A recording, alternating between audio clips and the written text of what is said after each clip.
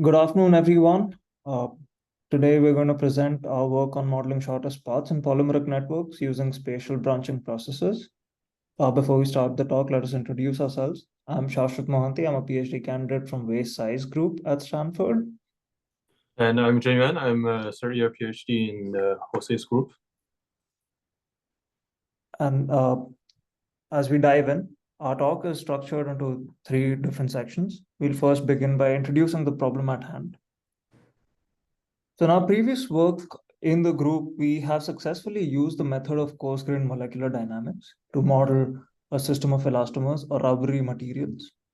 And we've been able to establish that the CGMD, or the coarse-grained molecular dynamics model, does really well in capturing the stress-strain hysteresis observed in these material systems. Now, to understand why the hysteretic behavior is observed, we were able to dive into the system and see that the hysteresis occurs only when bond-breaking events occur. This means that the hysteresis is given rise to by network changes in the system. And it does appear that as a result of this network evolution, there are shortest paths between distant edges in the system that are evolving, which probably govern the macroscopic response. Now, in this slide, we've introduced a lot of heavy words and concepts, which we haven't dived into. So let's look at the three main questions that arise out of these three slides. First, how is the polymer network obtained? What is the CGMD model? Second, how do we go ahead and calculate the shortest paths, and what are the shortest paths in between? And finally, is there a proxy model to represent the polymer network altogether without having to do CGMD simulations? So that's the motivation for our work that we're presenting today. Now let's dive into the modeling details and the aspects that we're really concerned about. Now, the first thing is the CGMD model itself. So what it does is it represents the polymeric system or its monomers as a series of beads.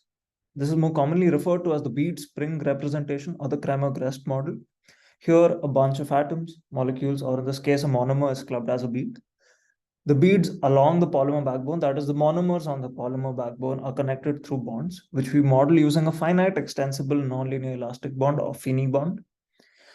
And pair of neighboring polymer chains are connected using crosslinks. And we want to model irreversible crosslinks, which once on breaking do not reform again. And we do so by modeling them by using the quartic bond potential, where if any two beads go beyond 20 angstrom, which is the cutoff, they'll be considered to be permanently broken. Now, using these potential interactions where the non-neighboring nodes interact with each other using a van der Waals interaction, modeled by the Lennard-Jones potential, what we would do is we first initialize a system of polymer chains and let them equilibrate. And once these chains are equilibrated, we have a stable configuration. We'd identify pairs of nodes that are close enough to each other. In our case, within 18 angstrom of each other. And these would be the candidate cross-linking sites. These nodes are close enough for a crosslink to form without disturbing the system from equilibrium. Now, after having identified the potential sites, we can decide the crosslink density that we want and randomly choose those many number of bonds from these sites, assign the bonds, and then we can go ahead and run our CGMD simulation. Now, this could be to validate experimental results of loading, unloading, or stress relaxation. And what we do is we periodically log the bond data during these simulations. And from the bond data, we can go ahead and do our shortest path calculations. So that's the CGMD model. And we have slightly introduced shortest path calculations. But what exactly are we trying to represent? So the shortest path, in the shortest path analysis, we're essentially looking at the polymer network as a graph or as a network.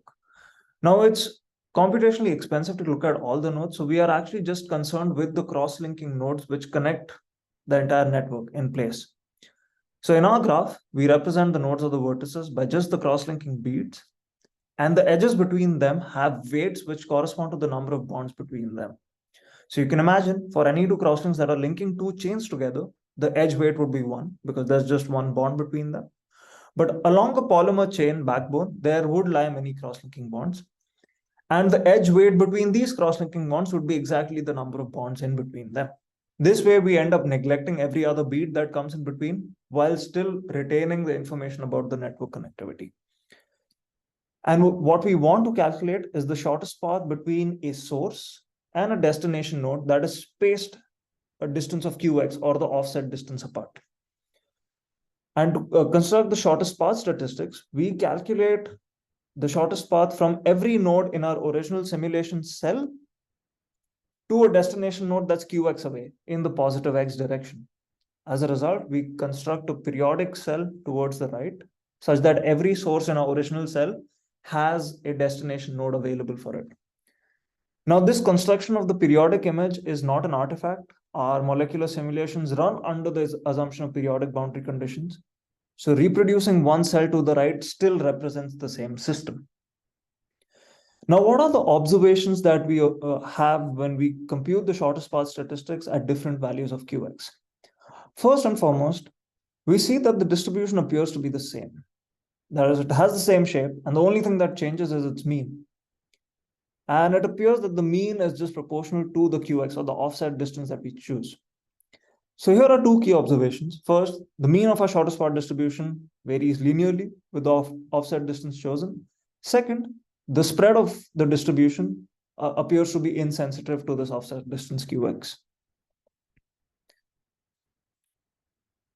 Now, it begs the question, is there an alternative way to represent the polymer network such that we can compute its shortest path statistics? Given that we believe that the shortest path statistics is what govern the macroscopic response, that is the stress strain behavior. So if you think of it as a network of just crosslinks that are connected to each other, you can imagine that each instance of crosslink represents some event of branching. So one way we can think of this network is by looking at it as a branching random walk, where, of course, we have a bunch of different ways to get from our source to destination node, which are these blue paths, but the shortest path is the red path. Now, if we were to look at it as a branching random walk, we'd start from the source node, and at every cross-linking site, we have a branching event. And the branch happens into three paths, where the first path corresponds to following the same chain, whereas the second and the third path are actually the second chain that's overlapping or participating in the cross-linking event. Now, what is the equivalence between these two models? In the CGMD representation, we have single chain conformations that are linked to each other. In the branching random walk case, we have random walks that represent these chains and which interact with each other through branching events. In the CGMD cell, we would define something called the crosslink density, or the number of crosslinks in our system. And this could be represented in the branching random walk model as an effective branching rate. And in the CGMD model, we have the shortest path to get from the source node to the destination node, given that our bond distances are of unit length and our discretization of time in the branching random walk is of unit time. It means that the first passage time to get from the source to destination node in the branching random walk is the same as the shortest path you take to go from the source to the destination node in the CGMD cell. So it does appear that the branching random walk is a good proxy model. In our case, we do the branching random walk in 3D space, where we initialize a path at the origin, and each path then performs a random walk in space, where the jumps are sampled uniformly from a unit sphere. This is to signify isotropic chain displacement. And the radius of the sphere is unity because that's the bond length in our simulation that we consider. And at each time step, we have a probability of branching into three paths, which is the cross-linking event. And this branching rate would be derived from the crosslink density. And as soon as our path reaches a termination zone around the offset distance of qx, we would terminate the paths and log the first passage time, which, as I mentioned in the earlier slide, is the shortest path in itself. However, this classical model does not accurately represent a real system, and there are some changes that we need to make for it to accurately represent the CGMD polymer network. First, each branch in a branching random walk would be of infinite length. However, every polymer chain that we have in the simulation is of finite length. In our simulation, we have chains of length 500. So you can imagine that for any two dangling ends for a polymer chain that is participating in the crosslink, the average length of these dangling ends would be L by 2 or 500 by 2. As a result, if we had to terminate these paths, we would have to terminate with a probability of 2 by L. or in our case, 2 by 500. So at each time step, every path has a probability of 2 by L for termination.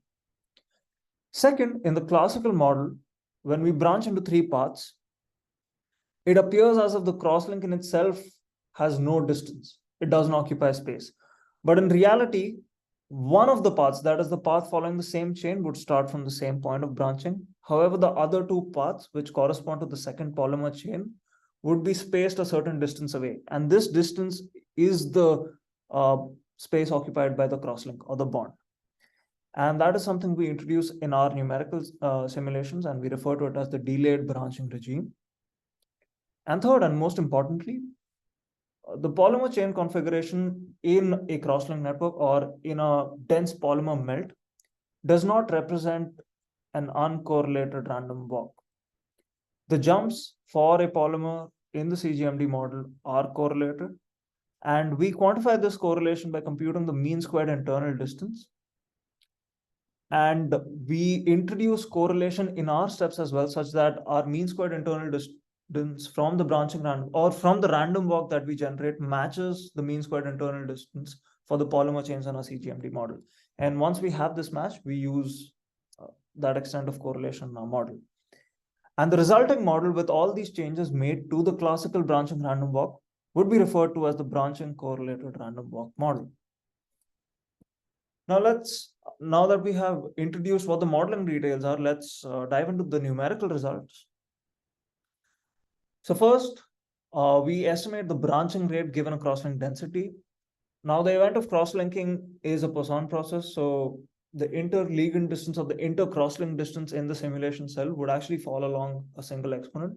And from this, we can extract the branching rate. This branching rate is now used to propagate the branching random walk, where each path starts from the origin. Once we reach the termination criteria, we can calculate the first passage time. Now note that the shortest path or the first passage time in itself is a very rare event. As a result, it makes very little sense for us to track all the paths in the branching tree. So once we reach beyond a certain cutoff of paths, we introduce something called path purging, which is for memory efficiency, where we truncate the lagging paths and we only retain the forwardmost 1/3 paths in the system. And we show that this does not significantly affect our statistics. In fact, it doesn't affect our statistics at all. The goal would be to then calculate the first passage time for a number of independent trees starting from the origin, so that we can compare our first passage time statistics with the shortest path statistics from the CGMD simulations. Most importantly, we want to look at how the distribution looks like, whether the shift in the distribution, that is the shift in the mean, is proportional to QX as we had seen in the CGMD simulations, and whether the spread is insensitive to the offset distance of QX. And on the right, we have this short description of how the shortest path would look in comparison to the other branched children of the same tree starting from the origin. All right. Now diving into the numerical results of the BCRW, we see that the histograms that we have from the BCRW agree really well with the CGMD results. And we do this at different crosslink densities. This is just to show that if bond breaking events were to occur, even at lower crosslink densities, these models would capture the distribution well enough. Of course, bond breaking events occur under loading, and just modeling the random walk would be slightly different in that case, where we cannot have isotropic jumps. But that's a conversation for later. For now, what we can see is at different crosslink densities, the distributions are well matched. Most importantly, if we look at the distribution as a function of QX, which is the offset distance or the distance between the source and the destination node, we see that the mean is linearly proportional to QX as was observed in the CGMD simulation. In fact, for the same branching rate obtained from the same crosslink density from the CGMD simulation, we have an exact overlap in the mean. And finally, we also see that the spread in the distribution is almost insensitive to QX, which are the two main observations we had from our CGMD simulations. So these set of branching random walks actually capture the linear dependency and the insensitivity of the spread to the QX. Now, we did that for one particular branching rate. If we look at the linear dependency for different branching rates, where we quantify the linear dependency by C1 bar, which is just the inverse of the straight line fit to the mean shortest path as a function of QX. Now, if you look at the different branching rates, we see that the linear dependency is well captured at any branching rate. It's not just the one branching rate we showed earlier. And more importantly, even the spread in the distribution is quite accurately captured. So the numerical model of BCRW agrees really well with the CGMD results. And if you were to take some key takeaways from here, is that if you have a higher branching rate, your shortest paths are going to reach your destination faster, as a result of which your paths are going to be straighter, as shown by the first figure. And the straightness of the shortest path is for a given branching rate is independent of QX. As a result, you can see that all the shortest paths at different values of QX appear to have similar straightness. This is to say that the velocity for reaching the destination node remains the same for a given branching rate. However, what's most important is there a theoretical framework to explain these observations? And that is what Chenwan is going to talk about here onwards. And he will also talk about the simplifications that can be made without losing the generalities of the shortest path statistics that are obtained from the CGMD simulation. So I'll hand over the rest of the talk to Chenwan from here. Okay, so I will explain the mathematics behind the first spatial time for the branching random walk models. So it turns out that the branching random walk model with correlated increments is pretty hard to analyze. But if we assume that the increments are independent or more IID, then this model becomes much more tractable, and we can say something very precise about the first spatial time asymptotics. So for our branching correlated random walk model, we could establish a central limit theorem to approximate the correlated jumps with a Gaussian jump. And of course, the first and second moments of the Gaussian jumps can be approximated or even computed. And this gives rise to the following branching random walk model with independent and identically distributed increments, but the increments are Gaussian. So here we show two figures that explains that the Gaussian branching random walk model approximates pretty well the shortest path of the CGMD, just as the branching correlated random walk model. And moreover, what this tells us is that the goodness of fit for our branching random walk model does not really depend on the way we introduce the correlation. As long as the first and second moments match, any branching correlated random walk model will be very close to a Gaussian branching random walk model, which always have a very good fit. So I'm going to explain the theoretical results that gives a very precise prediction for the first spatial time of branching random walks with independent, identically distributed increments. For mathematical generality, we don't need to restrict to the case where the jumps are uniform on the sphere or they are being Gaussian. As long as they are satisfy some very mild conditions, they are fine. So we consider a general increment distribution of the branching random walk in certain dimension d greater than or equal to 1. And we denote the increment distribution by bold func c, where we assume that it is a radially symmetric random variable on the d-dimensional Euclidean space. And also recall that our branching regime has the delayed branching property with a branching rate lambda and a death rate nu, where lambda and nu here could be any non-negative number. And the key quantity that we are interested in is the tau of x, which by definition is first spatial time for the branching random walk to arrive at the unit ball center at x00. And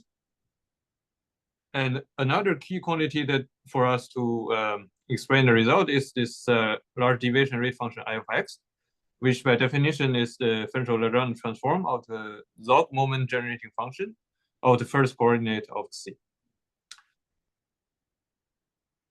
So here is the mathematical results, which gives the following asymptotic for the first spatial time tau of x. So given some mild assumptions on the branching rate lambda, death rate nu, and the increment distribution c, we showed that the first spatial time tau of x consists of three terms. First term is linear in x, and the second term is proportional to log x. The third term is the error term, which is random, but can be bounded in probability by log of x. The constant c1 and c2 here can be derived by the following relations. So recall that I is the rate function that we introduced above. So C1 is the unique solution to the equation I of C1 equal to log rho, where rho is given by this form, but what it roughly means is that if you consider a number of paths for the branching random walk at time step n, then that number of paths is roughly rho to the n. So this governs the rate of growth for the underlying branching model. And C2 is by definition just a derivative of I evaluated as C1. So all of these three quantities can be computed very efficiently. So this mathematical results is the first step towards understanding the first Spatial time for spatial branching models.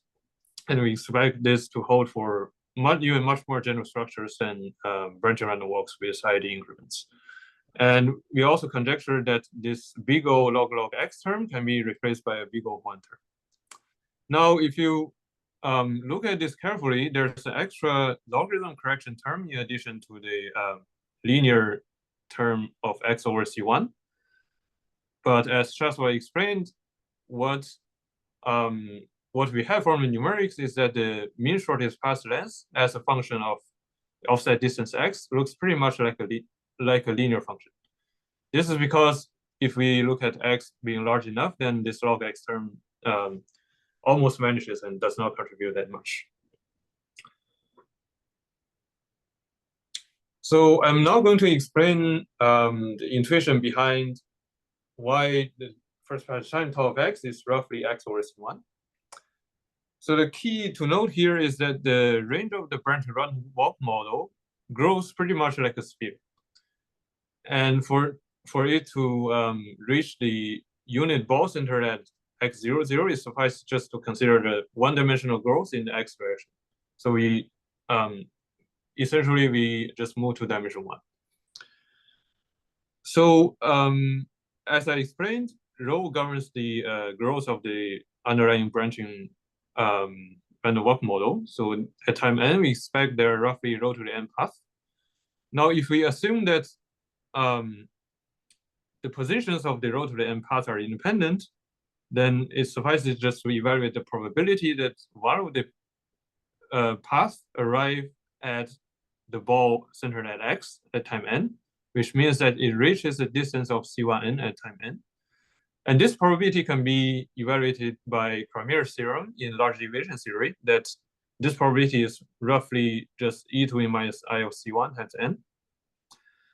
And as we recall that I of C1 is log rho by definition, so this e to the minus I of C1 times n is roughly rho to the minus n. And after you multiply this by the number of paths rho to the n, what we get is just that there is roughly just one path near the location C1n at time n. So this is a critical number of C1 that governs the linear growth of the branching random walk model. So we need more precise analysis for explaining the logarithm correction term, but this is somehow because the locations of the rho to the n paths are not independent, and they overlap before they branch into two paths. Okay. So just to go through all the conclusions, we have explained that the shortest path statistics for the CGMD model is a key microscopic parameter, but on the other hand, it is very costly to equilibrate and to compute the shortest path. And we come up with the branching random walk model, where the shortest path of the CGMD can be approximated by the first Spatial times of the branching random walk model. Here, the polymer chains corresponds to the random walk path in the branching random walk model, and the crosslinks correspond to the branching events. The key step for our approximation to work is to identify the effective branching rate via the crosslink density, which we can evaluate from the CGMD model. We have demonstrated the decent numerical agreement, and we also established analytical predictions for the first Spatial times of the branching random walk model up to big O log x precision. And we just want to mention that there are some possibility of future works for this branching random walk model to explain the evolution of the CGMD model with strain. And in this case, we expect that loading the elastomer gives rise to broken crossings. but we don't know how that is related to the decrease in the branching rate for the branching random walk model. And also we need to take care of the loss of the isotropic property when we load the material. So that's everything, and thanks for your attention. Thank you for listening.